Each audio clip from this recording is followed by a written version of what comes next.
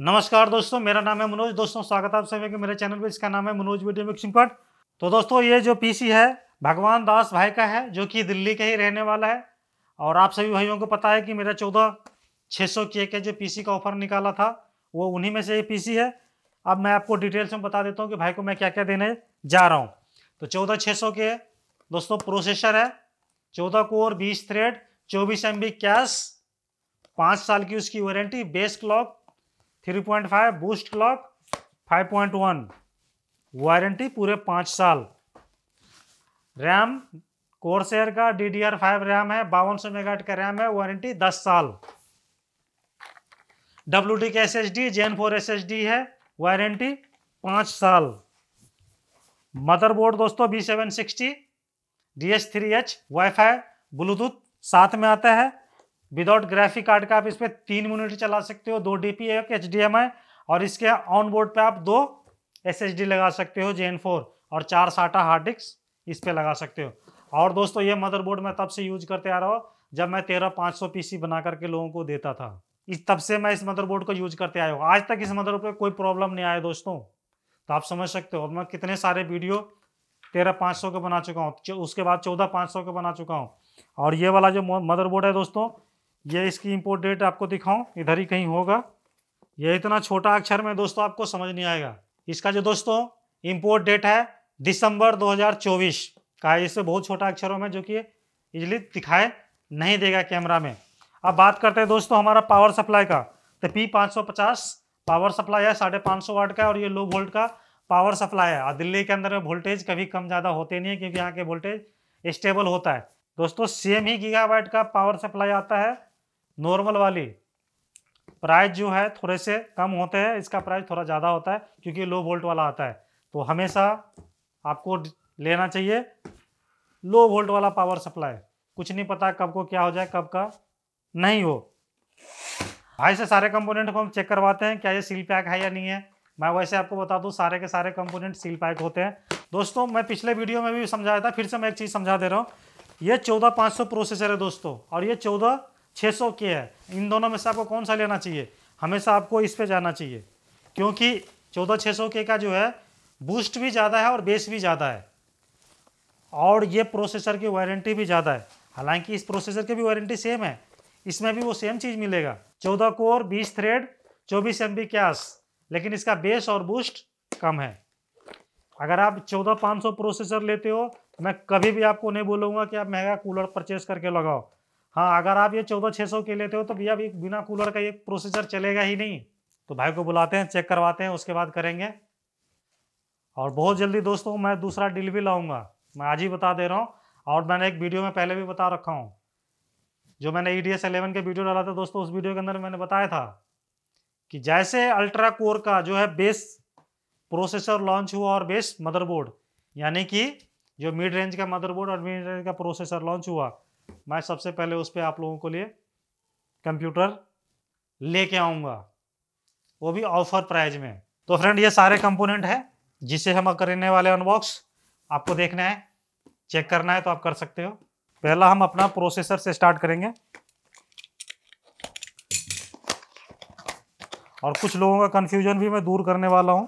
आप लोग एंड तक बने रहना। इस पीसी के सबसे महंगा कंपोनेंट हमारा प्रोसेसर 14600 के। Sticker, RAM DDR5, SSD Gen 4। कभी भी आज के दौर में SSD परचेज करना तो Gen 4 से नीचे नहीं परचेज करना चाहिए। पैसे आपको उतना ही लगेगा Gen 3 में, और Gen 4 में ज़्यादा कुछ फ़र्क होता नहीं है, लेकिन स्पीड में बहुत ज़्यादा का फ़र्क होता है। अब मैं सारे कंपोनेंट को रखेंगे ऊपर में। मदरबोर्ड को अनबॉक्स करते हैं। मेन कंपोनेंट हमारा मदरबोर्ड, अंदर से मिलेंगे आपको 3 चीज़ें, SATA केबल, एंटीना, और ये एक बैक पैनल। ये आपका 3.2 का 3 पोर्ट मिल जाएगा, एक टाइप सी आपको मिल जाएगा, 2 DP, एक HDMI, वाईफाई ब्लूटूथ प्लस 2.0। ठीक है जी। और ये आपका SSD NVMe Gen 4, ये आपका VRAM सेक्शन, 4 रैम का स्लॉट, और आपका 2 हार्ड डिस्क इधर लगेगा, 2 यहाँ लगेगा। टोटल 6 चीज़ आप इस पर कनेक्ट कर सकते हो, जो कि इनफ है यार। अब जो है मैं इसमें पहला प्रोसेसर को इंस्टॉल करेंगे। प्रोसेसर के कोने पे यहाँ पे कट है, इस पे भी कट है, खोलेंगे, सही से लगाएंगे।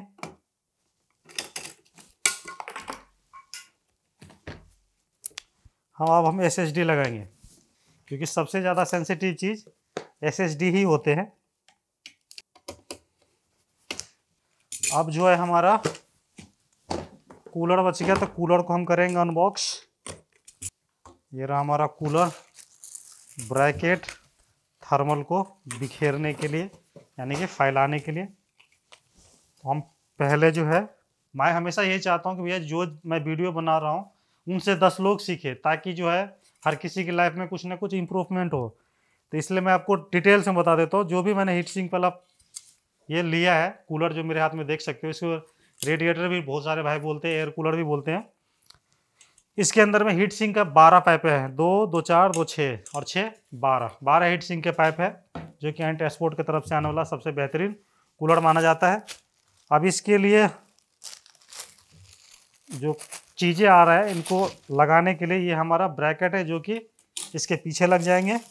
ये 2 AMD का, ये हमारे इसकी हमें आवश्यकता नहीं है। अब हम इसको इसमें लगाएंगे। लगाने का तरीका बहुत आसान भी है और थोड़ा सा मुश्किल भी। फुल टाइट कर देंगे इसको, क्योंकि ये एक ही बार लगेगा और ये जब तक इस PC का लाइफ रहेगा तब तक ये चलने वाला है। तो उसी हिसाब से अपने को काम करना है। ये हमारा रेडी हो गया। अब ये जो हमारा थर्मल पेस्ट है, ये कि जेन्युइन थर्मल पेस्ट है, ये जो कि कंपनी के साथ में आता है। और आपने एक चीज़ पे ध्यान दिया, हमने अभी रैम नहीं लगाया। नहीं लगाने का एक ही रीज़न है, क्योंकि जब तक यह न लगे यानी कि कूलर, तब तक रैम हमें इंस्टॉल नहीं करना चाहिए। क्योंकि ऐसे मेरा मानना है, हो सकता है कि दूसरा आदमी का काम करने का तरीका अलग हो सकता है।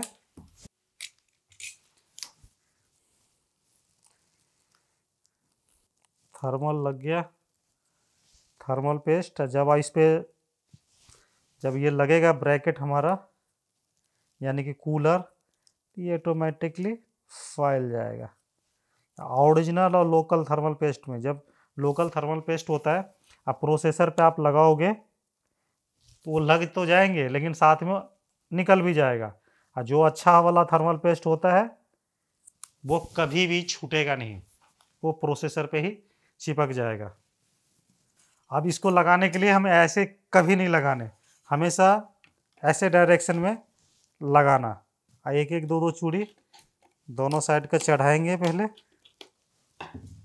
आसानी रहे काम करने में। नहीं तो कई बार लोग सबों को मैं देखता हूँ पूरे टाइट कर देते हैं और उसके बाद बहुत ज़्यादा दिक्कतें आते हैं। तो हमेशा एक एक 2 2 चूड़ी को चढ़ाओ, फिर जो है टाइट करो। और वैसे PC में जल्दी प्रॉब्लम आती नहीं है।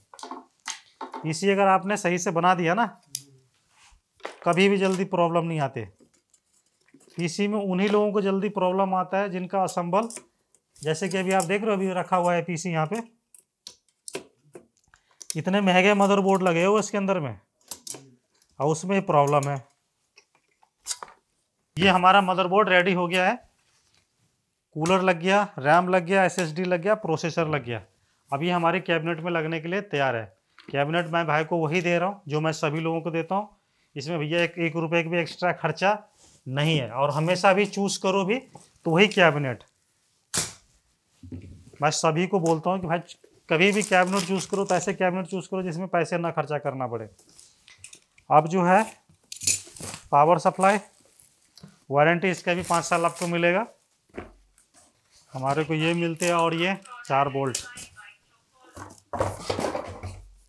कभी भी कोई भी आदमी खुद से PC बनाना इस गीगाबाइट का लेते हो तो इसका स्टिकर नहीं हटाना। अगर आप कोर्सेयर का लेते हो पावर सप्लाई, तो यहाँ छोटा सा स्टिकर लिखा रहता है, उस पर वारंटी लिखा रहता है, उसको नहीं रिमूव करना। अगर ये रिमूव हो गया तो आपकी वारंटी ख़त्म हो जाएंगी। बातें छोटी है लेकिन काम की चीज़ें होते हैं। मैं पावर सप्लाई इंस्टॉल करूँगा कैबिनेट के अंदर में। सबसे पहले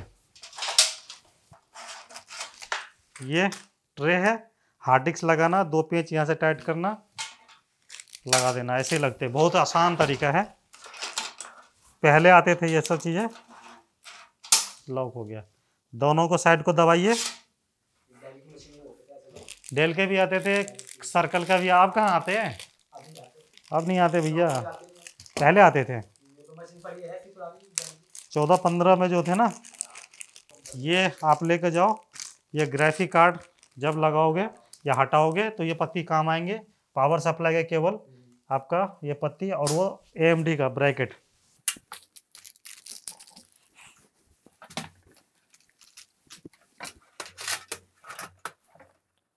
अच्छे कंपोनेंट किसी पीसी में लगाते हो ना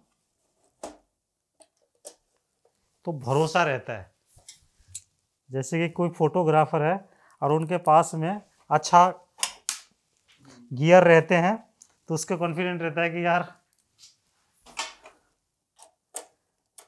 मेरा जो है सामान अच्छा चलेगा। ये पीसी के इसके साथ में जो है ना, कैबिनेट के साथ में इतने सारे स्क्रू मिलते हैं ना, आप ये बहुत सारे एक्स्ट्रा होते हैं, आप यूज नहीं कर रहे, इतने कहाँ लगा लोगे। पावर सप्लाई हमारा लग गया। बैक पैनल,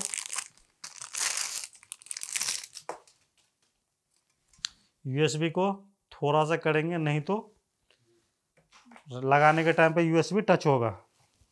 किसी भी चीज़ों के लिए मेरा मानना है सेफ्टी फर्स्ट। ऐसे ही ये चीज़ अगर आप नहीं लगाते हो कैबिनेट में तो आपके लिए दिक्कत होगा। अभी नहीं, स्टार्टिंग में कभी किसी चीज़ में प्रॉब्लम नहीं आते, बाद में दिक्कत आते हैं। तो इसीलिए अगर जो चीज़ आपको मिला है तो वो चीज़ को यूज करो, क्योंकि बहुत सारे लोग टाइम बचाने के चक्कर में जो है ना नहीं लगाते हैं, जो कि ऐसे मेरा मानना है गलत है।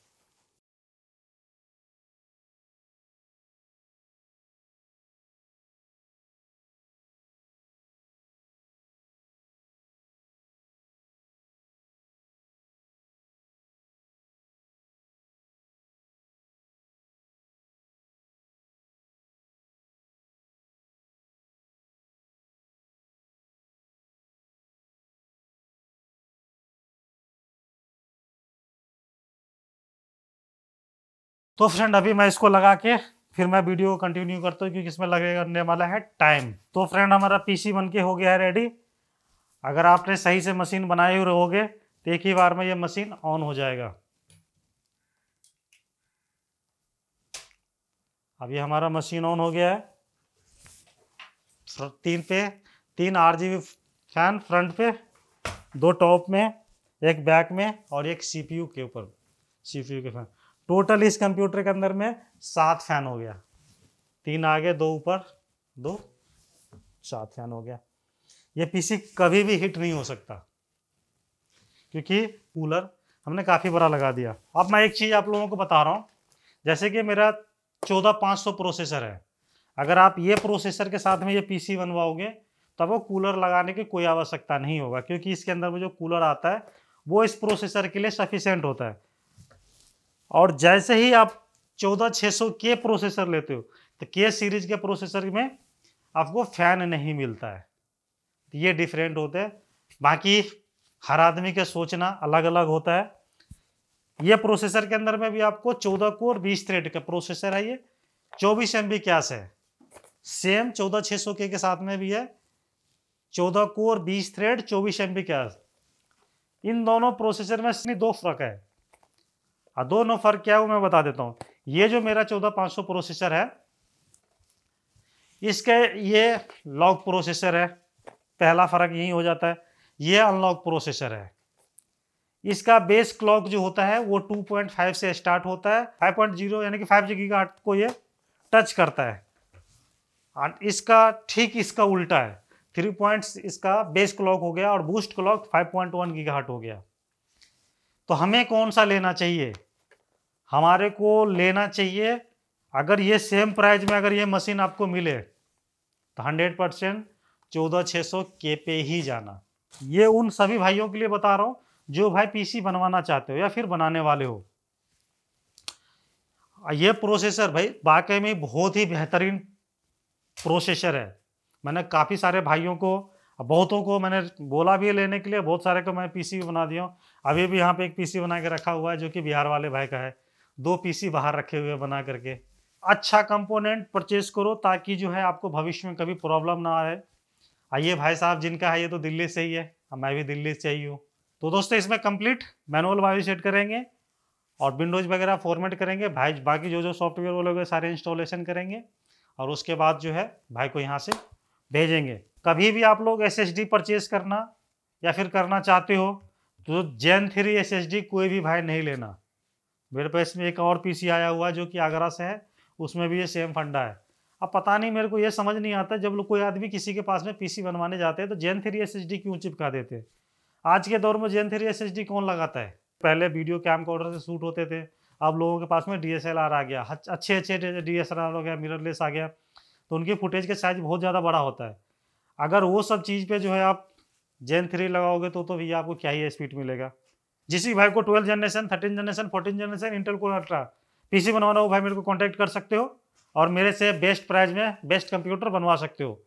और जिन भाइयों को HD+4K वाला डेटा चाहिए तो भाई मेरे से वो भी ले सकते हो, जो कि मैंने रिसेंटली लॉन्च किया था वो नया वाला डेटा, उसके बारे में।